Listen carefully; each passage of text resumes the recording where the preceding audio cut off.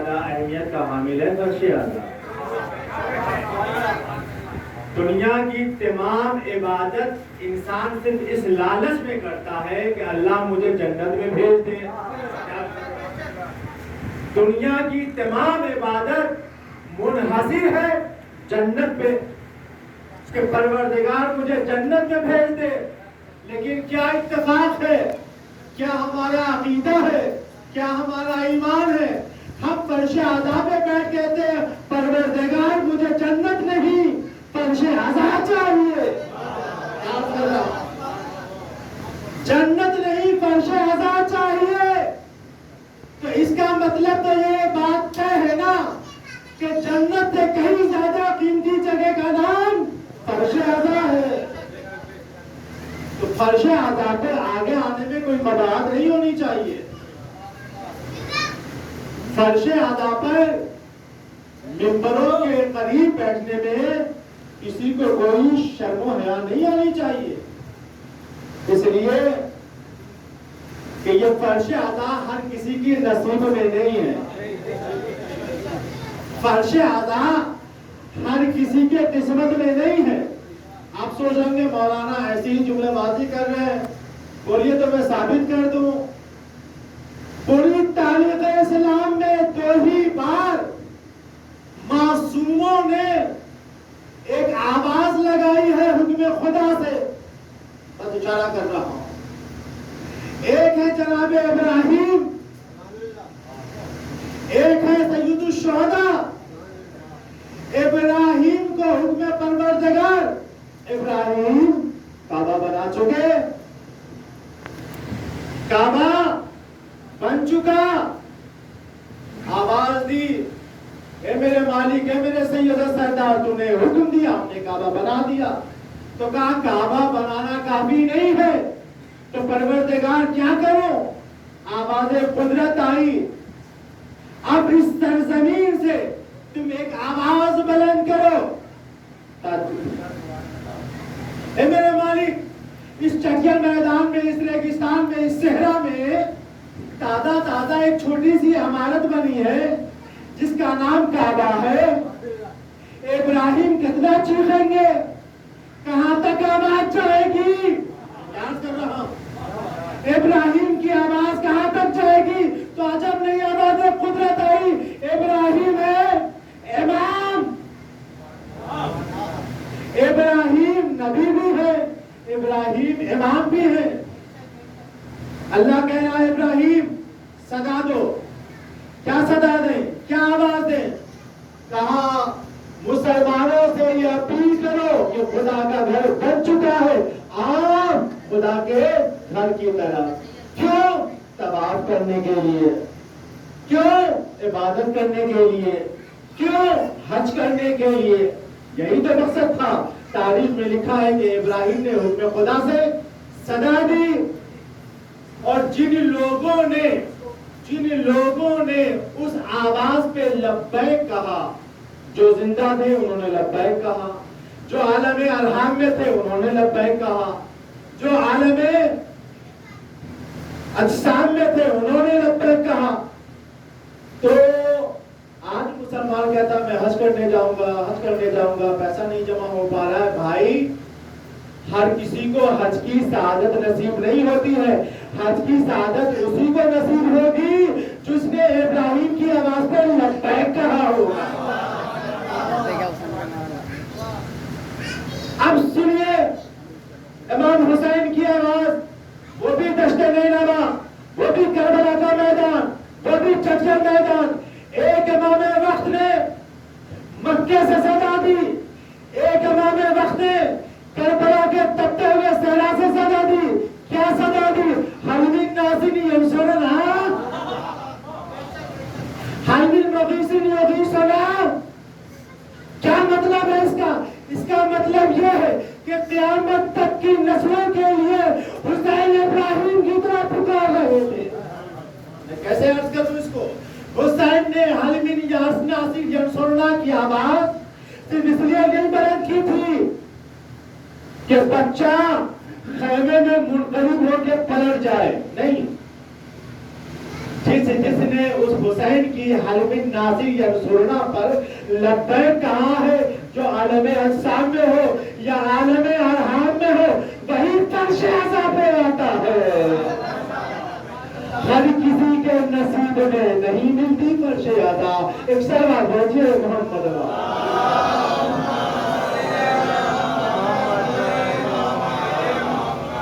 فرش اعضا جس نے حسین کی آواز استغاثہ پہ لبیک کہا ہے، اس کو فرش اعضا نصیب ہوتی ہے۔ آپ آئے نہیں ہیں، بلائے گئے ہیں۔ آپ اپنے تقدیر کو، اپنی ماں کو، اپنے اجداد کو سلام کرو تو اس نے حسین کی آواز استغاثہ پر لبیک کہا تھا، ورنہ دنیا کے بڑے بڑے دانشور اس فرش اعضا پہ نہیں بیٹھ سکتے، دنیا کے بڑے بڑے مولوی اس فرش اعضا پہ بیٹھ نہیں سکتے۔ کیا وجہ ہے؟ اس لیے کہ اس کے تقدیر میں فرش اعضا لکھا ہی نہیں ہے کہ فرش اعضا۔ اچھا، فرش اعضا کی اہمیت کیا ہے؟ بانی مجلس کوئی بھی ہو سکتا ہے۔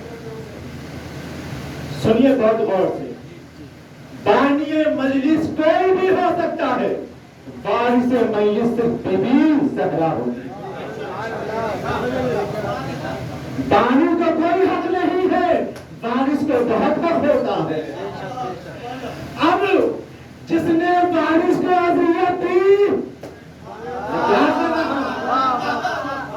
جس نے وارث کو اذیت دی، جس نے وارث کو تکلیف پہنچائی، تو وارث تو کبھی راضی ہی نہیں ہے کہ وہ آئے۔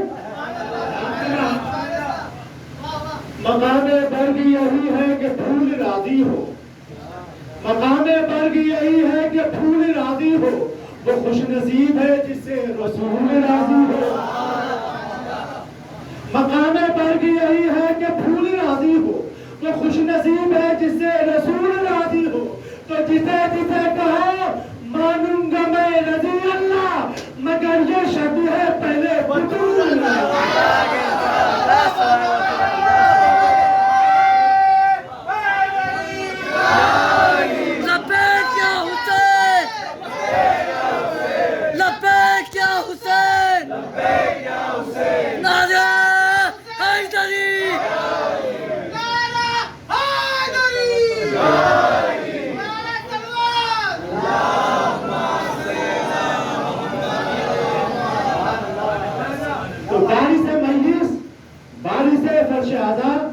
زہرا ہے، سیدہ ہے، بطول ہے، عذرا ہے۔ تو اس کا مطلب کہ فرش اعضا ہر کسی کے تقدیر میں نہیں ہے، فرش اعضا ہر کسی کے نصیب میں نہیں۔ ایک سلوات بھیجیے محمد والے۔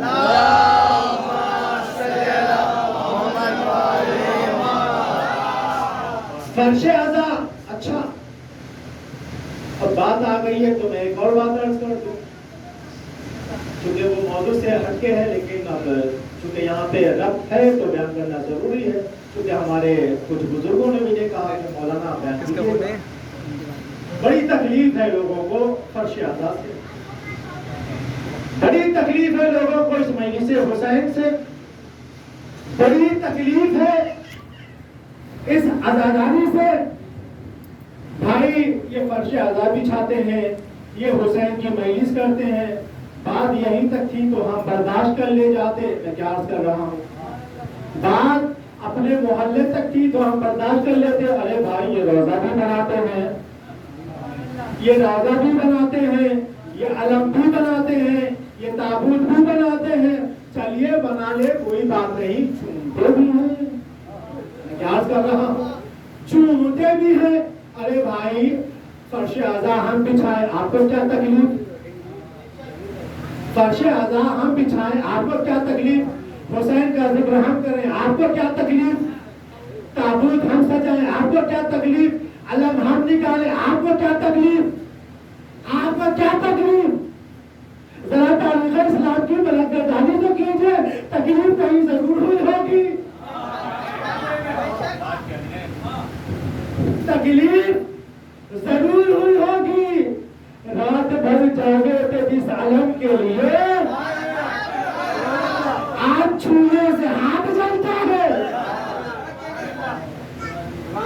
تو ان کو کیا تکلیف ہے؟ سنیے تاریخی واقعہ، میں نہیں جاؤں گا زیادہ ڈیٹیل میں.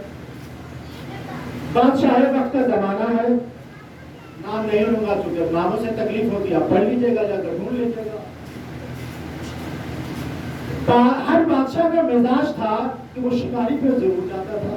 یہ تو سنا ہے نا، جاتا تھا، سنا ہوا واقعہ ہے، لیکن میں بس ثابت کرنا چاہتا ہوں کہ نجف اشرف کی سرزمین پر اپنے وقت کا حاکم کتوں کے ساتھ شکاری بنتے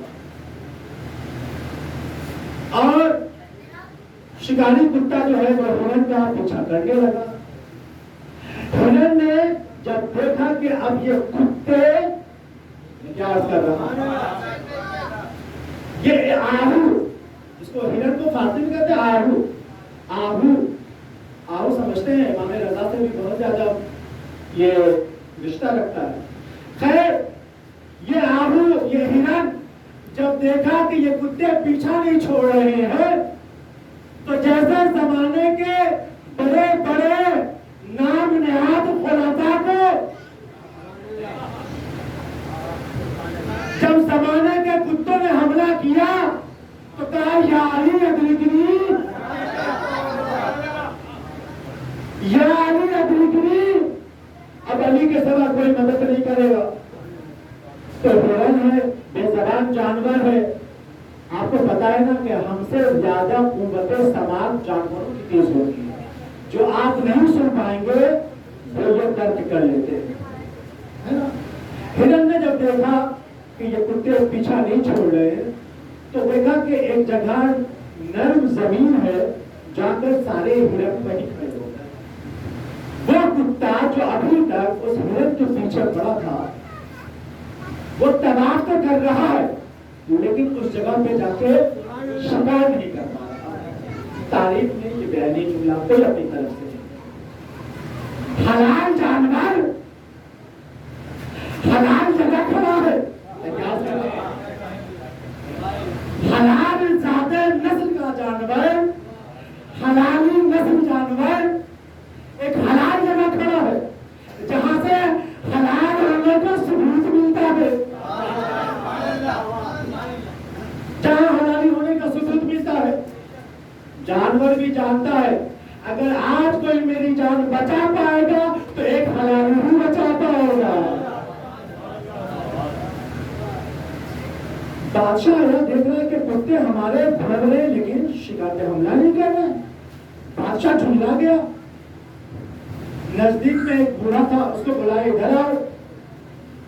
کہا بھائی یہ بتاؤ کہ ہمارے کتے تو بہت اچھے شکار کرتے ہیں، یہ آخر کون سی ایسی جگہ ہے اتنی چھوٹی سی کہ یہ ہمارا کتا وہاں جانے کے لیے تیار ہی نہیں ہے. احتیاط کر رہا ہے ہمارا شکاری کتا. شکاری کتا کس کو کہتے ہیں؟ بچوں کے لیے سمجھا دوں. شکاری کتا اس کتے کو کہتے ہیں جس کو فل گائیڈ لائن دی گئی ہو، جس کو سکھایا گیا ہو، جس کو پڑھایا گیا ہو، جس کو سمجھایا گیا ہو، اس کو کہتے ہیں شکاری کتا. باقاعدہ اس کی ٹریننگ ہوتی ہے. تو اتنا ٹرین کیا ہوا کتا حاکم ہے وقت کا. یہ کون سی ایسی جگہ ہے جس پہ کتا جانے کے لیے تیار نہیں ہے؟ اگر آدھان عالیہ آپ کے حاضر ہے تو جملہ آپ کے حوالے کر رہا ہوں، ان کتوں کو بھی پتا ہے سب جگہ جانا ہے، وہاں نہیں جانا. جملہ بدل دوں، جملہ بدل دوں. بھائی وہ کوئی عام جگہ نہیں تھی، وہ قبر مطہر امام علی تھی. وہ قبر مطہر امام علی تھی. جب اس بوڑھے نے بتایا کہ نجف کے بادشاہ سو رہے ہیں، علی سو رہے ہیں، امیر المومنین سو رہے ہیں، تب سمجھ میں آ رہا کہ کتے کبھی علی کی گھر پہ نہیں جایا کرتے. جو بھی اس زمانے میں ان مزاروں کا منکر ہو، جو حرموں کا منکر ہو، جو عزا خانے کا منکر ہو، تو حلالی تو چلے جاتے ہیں، جو کتے ہوتے ہیں وہ نہیں جاتے. سلام بھیجیے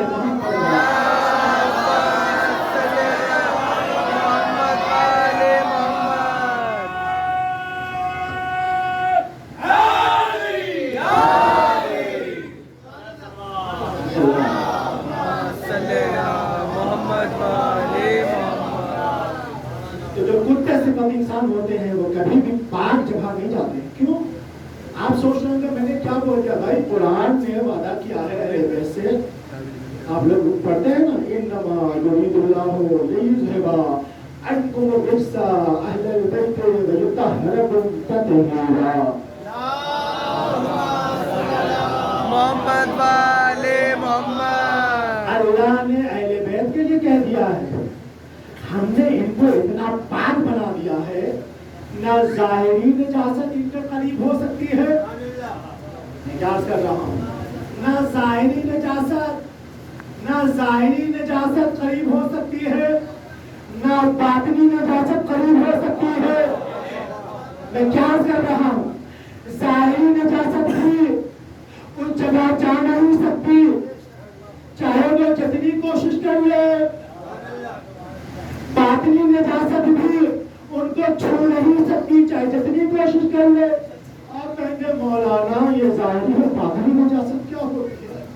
نجاست تو نجاست ہوتی ہے. نجاست تو نجاست ہوتی ہے. یہ باطنی ظاہری کیا ہے؟ سوال ہے نا. ایک سوال بھیجیے.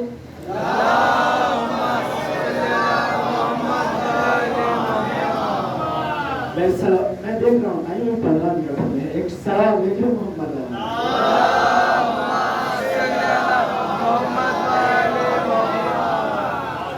علی والے علی کے فضائل ہاتھ باندھ کر کے نہیں ہاتھ کھول کے سنتے ہیں.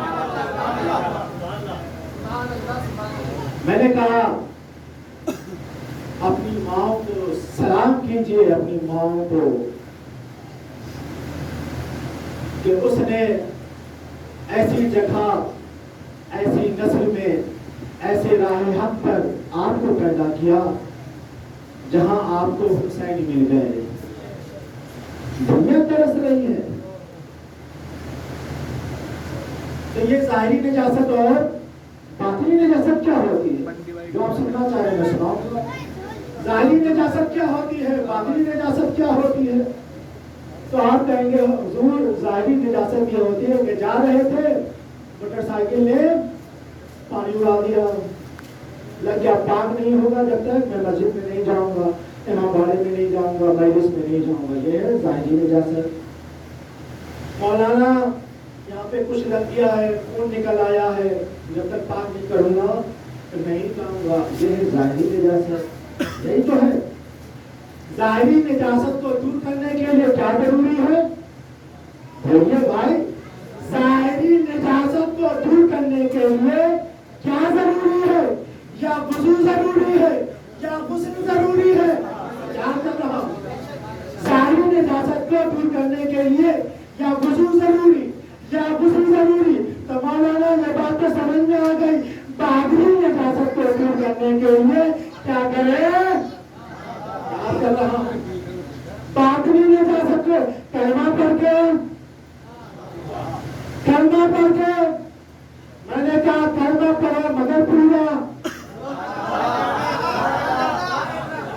کلمہ پڑھو مگر پورا. تو مولانا ہم تو کلمہ پورا پڑھتے ہیں. میں نے کہا بھائی تم تو قرآن کی خلاف ورزی کرتے ہو. میں نے کل بھی یاد کیا تھا قرآن رٹنے کے لیے نہیں آیا قرآن سمجھنے کے لیے آیا ہے. قرآن حفظ کرنے کے لیے نہیں آیا. قرآن اس کے اندر فکر تدبر کرنا ہے. قرآن آپ سے پوچھ لیا جائے کہ آخری نبی کے ہونے کی دلیل کیا ہے قرآن سے ثابت کرو کیا ہاتھ باندھے کھڑے رہیں گے؟ جب تک قرآن کے میننگ نہیں پتا ہوں گے جب تک قرآن فہمی کا ذوق پیدا نہیں ہوگا ہم تمام مسلمانوں سے اپیل کرتے ہیں کہ رٹنا بند کریں قرآن کو سمجھنا شروع کریں. دنیا کے تمام پرابلم کا حل صرف قرآن کے اندر ہے. کیسا مسلمان ہے کہ قرآن جیسی عظیم کتاب ہمارے پاس علی کو چاہے پہلا مانو چاہے چوتھا مانو اس کی بھی ایک کتاب ہے نہج البلاغہ. وہ بھی کتاب مسلمانوں کے پاس. آج دنیا علمی تک کتابوں سے ترقی کر رہی ہے. آج سائنسداں کریں یہ دونوں کتاب اگر ہمارے پاس پہلے سے موجود ہوتی تو ہم 1400 سال پہلے ہی ترقی کر چکے ہوتے. रसूल मुसलमानों को देखे क्या थे ये कुरान, हमने कुरान को ताबीज बना के ताज पे डाल दिया, हमने कुरान को रख के जो है अपना नाम पैदा करने के लिए हमने ये शान लगाना शुरू किया।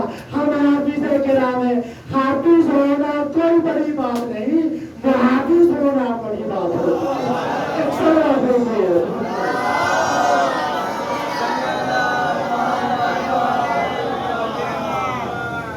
अजीज़ान गिरामी, तो बातनी नजासत ये कैसे दूर होगी? कलमा पढ़ने से, मैं क्या कर रहा हूँ, कलमा पढ़ने से, आप बताइए कलमा पढ़ने से बातनी नजासत खत्म हो जाएगी? हमने तो तारीख में देखा बड़े बड़े कलमा गो थे, उनकी नजासत दुनिया से नहीं गई। बड़े बड़े कलमा पढ़ने वाले बाकी नजासत को नहीं हटा पाए और उस रसूल आदम के ऊपर कहते रहे, या रसूल अल्लाह आप ठीक नहीं कहते, आप अदालत से काम नहीं लेते, आप अदालत से काम नहीं लेते, आप जहाँ जाते हैं अली को आगे आगे रखते हैं। यानी आप क्यों आगे आगे जाते हैं, आप पीछे आ जाइए। बड़ा शिकायत है, तारीख के सबसे बड़े कद-आवर शख्सियतों को बड़ा एतराज है। खैबर में देखा एतराज करते हुए, सुलह हुदैबिया में देखा एतराज करते हुए, यानी ये मुझे एक मौका रसूल ने कहा दिया मौका, रसूल ने कहा दिया मौका। जंग खैबर में अली को मदीने में छोड़ दिया ताकि किसी को शकी ना हो जाए कि फिर न चले जाएंगे। रसूल ने कहा अली तुम मदीने में रहो, आज हम इनको मौका देंगे, देखते हैं कि ये इस्लाम का क्या करवाते हैं, 40वां करवाते हैं या 40वें से बचाते हैं। मौका दिया, क्या मौलवी इनकार करेगा कि मौका नहीं दिया? दिया तो है मौका, तो इसका मतलब क्या है? क्या भाई पादरी निजाजत करने से नहीं जाती, पादरी निजाजत अहले बैत की मोहब्बत से जाती है। कैसी मोहब्बत? मुनाफिकत वाली। कैसी मोहब्बत? मुनाफिकत वाली। इस्लाम को जितना इस्लाम के दुश्मनों से नुकसान नहीं पहुंचा, उससे कहीं ज्यादा मुनाफिकत से पहुंचा। और यही वजह है कि अल्लाह ने भी कुरान मजीद में सूरह मुनाफिकून उतार दिया। सूरह काफिरून कितना है? छोटा सा। सूरह मुनाफिकून क्या कर रहा हूँ, इतने ठंडे होकर सुनेंगे। एक सवाल देखिए,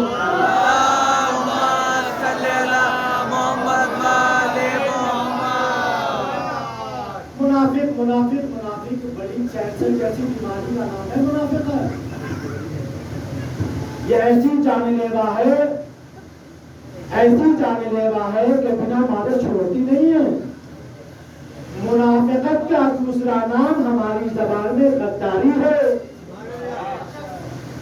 अब जरा इस्लाम के गद्दारों को, मैं क्या कर रहा हूँ, अब जरा इस्लाम के गद्दारों को देखो, या मुनाफिकत के नाम से या गद्दारों के नाम से। ये तो है गद्दारी। तो तकलीफ इसीलिए है कि इन बेचारों का ना तारीख इस्लाम में अच्छा कैरेक्टर है, ना उनके मानने वालों का बाबे हुसैन को अच्छा कैरेक्टर है। ये क्या करे बेचारे, नसीब के बारे में। तो अज़ीज़ान गिरामी, हम इस फर्श अज़ा की अहमियत को नहीं समझते। ये फर्श अज़ा क्या है? फर्श अज़ा की वारिस फातिमा ज़हरा सलामुल्लाह अलैहा,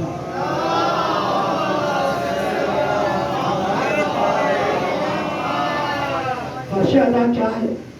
फर्श अज़ा तो रजूल हाल का नाम नहीं है। फर्श अज़ा तो इम्तिहानगाह का नाम नहीं है। फर्श अज़ा कोई तारीफ नगरों नहीं है। میں نے جملہ کہہ دیا. فرش آزاد تو دارالندوا نہیں ہے. فرش آزاد ایک یونیورسٹی کا نام ہے. فرش آزاد ایک یونیورسل پاور کا نام ہے. فرش آزاد یہاں تعلیمات سکھائے جاتے ہیں, یہاں انسانیت سکھائی جاتی ہے, یہاں محبت سکھائی جاتی ہے, یہاں عقیدت سکھائی جاتی ہے, یہاں حلال سکھایا جاتا ہے, یہاں حرام سکھایا جاتا ہے, یہاں اصول دین بتایا جاتا ہے, یہاں فنون دین بتایا جاتا ہے, یہاں عقیدے کو بچانا کیسے ہے وہ بتایا جاتا ہے, عقیدے پہ حملہ ہو تو ڈیفینس کیسے کیا جائے وہ بتایا جاتا ہے. یہ فرش آزاد, یہ مجلس حسین, یہ یونیورسٹی ہے. آپ کہیں گے وہ کیسے مولانا؟ یونیورسٹی میں کبھی بھی کوئی رول ایسا نہیں بنایا گیا آج تک کہ اس میں صرف فلاں مذہب کے بچے ہی پڑھیں گے. ہے دکھاؤ تم جا بھی کوئی یونیورسٹی, کالج, اسکول جس میں یہ رول لگایا گیا ہو حکومت کی طرف سے, نہیں اس میں تو مسلمان پڑھے گا ہندو نہیں, ہندو پڑھے گا مسلمان نہیں, سکھ پڑھے گا عیسائی نہیں, عیسائی پڑھے گا یہودی نہیں, یہودی پڑھے گا نصرانی نہیں. تو ہے یونیورسٹی اوپن مائنڈ, روشن فکر, روشن خیال کے لوگ جمع ہوتے ہیں اور کہتے ہیں کہ تعلیم سب کے لیے. تو وہاں تو سبجیکٹ وائز پڑھایا جاتا ہے نا. کوئی کیمسٹری پڑھتا ہے, کوئی بایو پڑھتا ہے نا, کوئی لٹریچر پڑھتا ہے. یونیورسٹی ہے, مذہب کی کوئی قید نہیں, لیکن موضوع کی قید ہے. موضوع کی قید ہے, سبجیکٹ کی قید ہے, لیکن ہر فرشادہ کے اندر کو سمجھو, نہ یہاں مذہب کی قید, نہ ملت کی قید, نہ فرقے کی قید, نہ مذہب کی قید, نہ عقیدے کی قید, نہ غریبی کی قید, نہ حاکم کی قید, نہ محکوم کی قید, نہ آقا کی قید, نہ غلام کی قید. ایسی یونیورسٹی پوری دنیا میں دکھاؤ. نہ موضوع کی قید, جو پوچھنا ہو پوچھو. ایک سلام بھیجیے محمد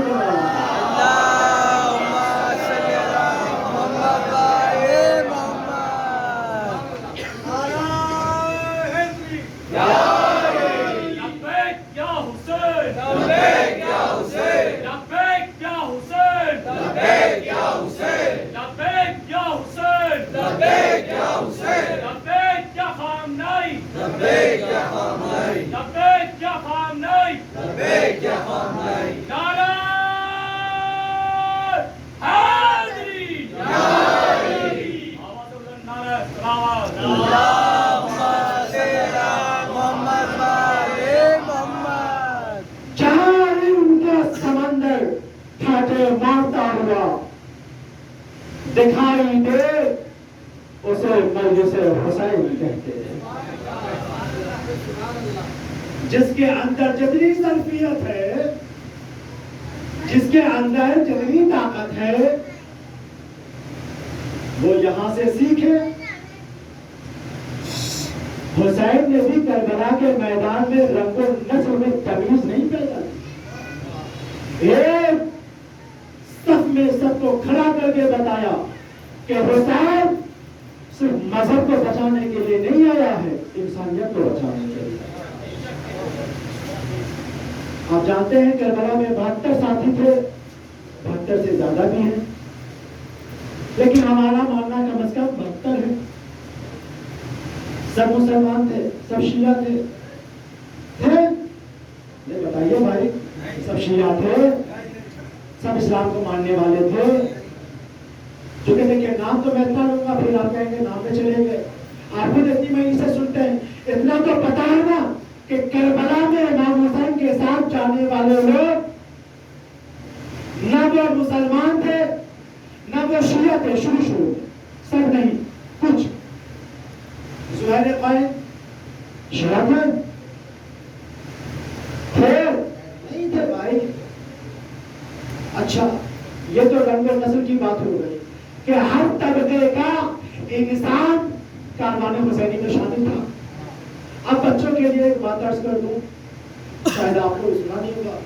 غم کا تعلق ہمارے ہندوستان میں کالے کپڑوں سے ہوتا ہے. غم کا تعلق ہمارے ہندوستان میں کس سے ہوتا ہے؟ کالے سے ہوتا ہے. آپ لوگ محرم میں لال نہیں پہنتے، پیلا نہیں پہنتے، کیوں؟ کیونکہ اس کا تعلق خوشی سے ہے نا. آپ کو جب پتا ہے کہ غم کا تعلق سیاہ لباس سے ہے، سیاہ کپڑوں سے ہے، تو علم مبارک کر رہا ہوں. جب ہم زری خانہ سجاتے ہیں تو اس میں لال رنگ کا بھی کپڑا ہوتا ہے، اس میں ہرے رنگ کا بھی کپڑا ہوتا ہے، اس میں پیلا بھی ہوتا ہے، ہر میں کلر ہوتا ہے.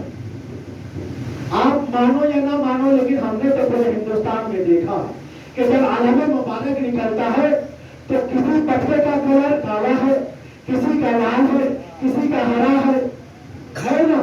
تو بھائی یہ کیا بات ہے کہ ایک طرف کہتے ہو کہ غم کا تعلق سیاہ کپڑوں سے ہے.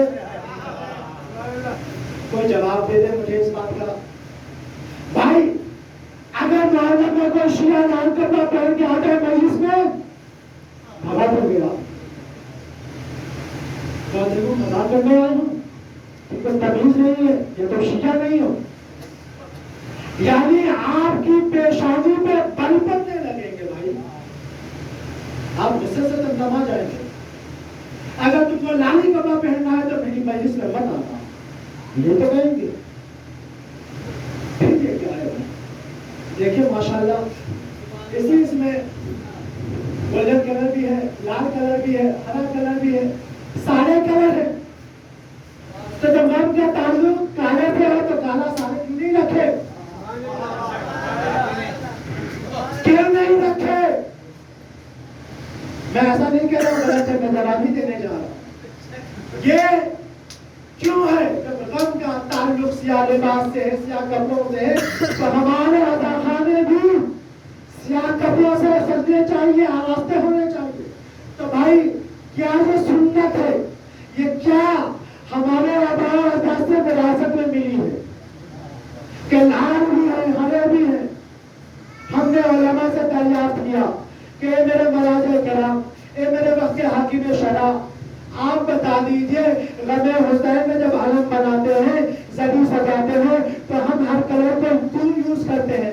کیوں صرف سیاہ کپڑا کیوں نہیں یوز کرتے؟ تو انہوں نے مسکرا کر جواب دیا، اس میں حیرت مت کرو، اس میں تعجب مت کرو، یہی تو اتحاد حسین کی نشانی ہے. یہ واضح کرتا ہوں، یہ اتحاد حسین کی نشانی ہے. حسین قوموں کو بانٹنے کے لیے کربلا نہیں جاتے، قوموں کو اکٹھا کرنے کے لیے. اب جواب سنیے اور مجلس تمام کرتا ہوں کہ جانتے ہیں کہ ابھی میں نے بیان کیا کہ حسین کے کاروان میں مختلف فرقے سے شامل ہوئے تھے. تو اس زمانے کا دستور یہ تھا کہ جو بھی حسین کے قافلے میں شامل ہو رہا تھا راستے میں، وہ اپنے گروپ سے، اپنے خانوادے کا ایک علم ہوتا تھا، ایک فرقے کا ان کا ایک اپنا علم ہوتا تھا، ایک نشانی ہوتی تھی، ایک پہچان ہوتی تھی. تو وہ لے کے چلے. اب کوئی لال رنگ کا لے کے چلا، کوئی سبز لے کے چلا، کوئی گولڈن کلر لے کے چلا. تو آپ جو ادا خانے میں رنگ برنگے کپڑے لگاتے ہیں، وہ کربلا میں ان شہیدوں کی یاد دلاتے ہیں کہ حسین کہ ایک ایسی یونیورسٹی ہے جہاں رنگ و نسل، جہاں کپڑوں کا رنگ نہیں دیکھا جاتا، صرف نیت دیکھی جاتی ہے. ایک سلام بھیجیے محمد.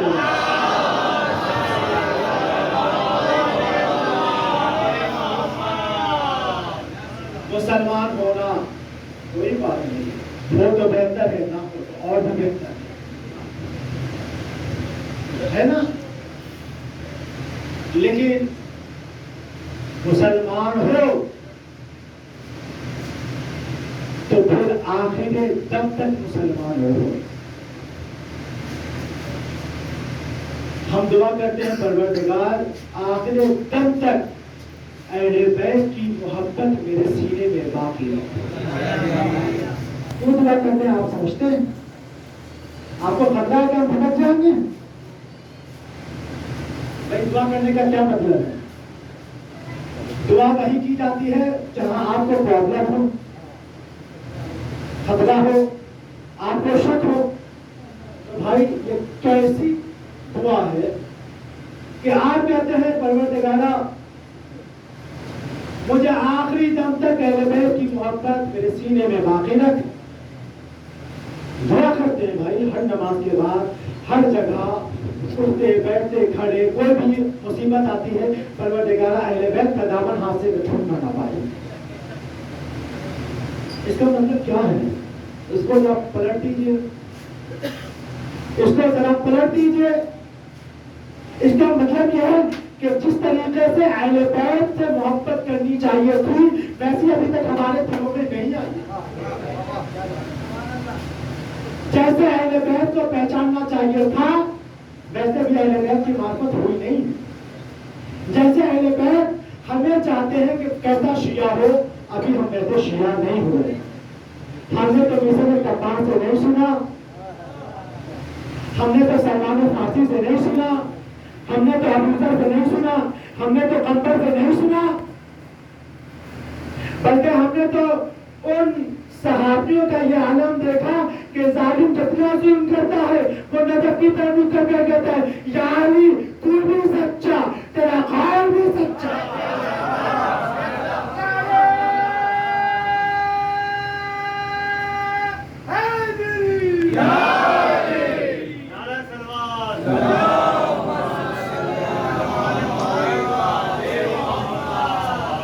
کل میں عرض کروں گا کہ آخر یہ ہم لوگوں کے درمیان یہ تذبذب والی کیفیت کیوں ہے؟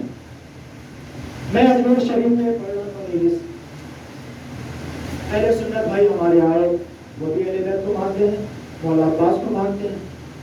میں نے دعا کا سلیقہ ان کی زبانوں سے میں منبر پہ بیٹھ کے کہہ رہا ہوں، میں نے خود سنا. ہم دعا مانگتے ہیں، وہ بھی پتہ نہیں قبول ہوگی نہیں ہوگی، یعنی آپ کی دعا بھی جو ہے وہ اس حالت میں رہتی ہے کہ پتہ نہیں ہوگا ہو. اوپر سے بیٹھ کے مالک دیکھ رہا ہے، جب بندے کو خود پہ یقین نہیں ہے تو کیا پتا کہ اگر میں دعا قبول ہوں کہ ایسا تو نہ ہو کہ وہی دعا اس کے گلے کا دور بن جائے. جب خود پہ یقین نہیں ہے تو کون سی دعا کر رہے ہو؟ یہ بھی دے دے، یہ بھی دے دے، یہ بھی دے دے، یہ بھی دے دے، دعا قبول کیوں نہیں ہوتی؟ یاد رکھیے گا شیعت اور دعا، کل میں اس میں عرض کروں گا. بڑے ذاکر پڑھتے ہوں گے لیکن بہت کم سنا ہوگا. میں گارنٹی کے ساتھ کہہ رہا ہوں، جو بھی میں عرض کروں گا ہماری مجلس میں کچھ نہ کچھ ایک نئی چیز آپ لے کے یہاں سے جائیں گے. اس گاڑی سے محدثہ بی بی بدر زہرا کے ساتھ ایک سلوات بھیجیے.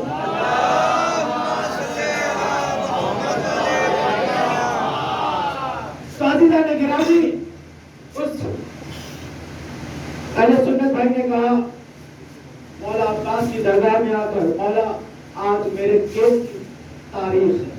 سنیے، میں تو صرف دیکھتا ہی رہ گیا. مولا میرے کیس کی کل تاریخ ہے، میں جا رہا ہوں. کامیابی ملنی ہی چاہیے، کیا انداز ہے. مولا میں تیرے جیسا کبھی خالی ہاتھ گیا نہیں. مولا میں اس ضمانت کے ساتھ تیرے گھر سے جا رہا ہوں اور واپسی میں تیرے ہی پاس آؤں گا، جواب تجھ سے ہی طلب کروں گا. اگر شکست ہوئی تو بھی، کامیابی ملی تو بھی. دعا کر کے باہر نکلا. میں نے کہا ادھر آؤ بھائی. میں نے کہا تم دعا کر رہے تھے یا دھمکی دے رہے تھے؟ میں نے کہا ایسی مذاق میں کہ تم مولا عباس کو دھمکی دے رہے تھے یا دعا کر رہے ہیں تو کہا مولانا آپ کیا باتیں کر رہے ہیں؟ کہاں مولا عباس، کہاں ہم غلاموں کے غلاموں کے غلاموں کے غلام، کیا میری زبان چل جائے اگر یہ آپ سوچے؟ تو ایسی دعا کیوں کی؟ کہا مولا اگر ہم یقین کامل سے وفا سے مانگیں گے، باب الحوائج سے مانگیں گے، تب نہ باب الحوائج کو لگے گا میرے غلام کی ضرورت ہے۔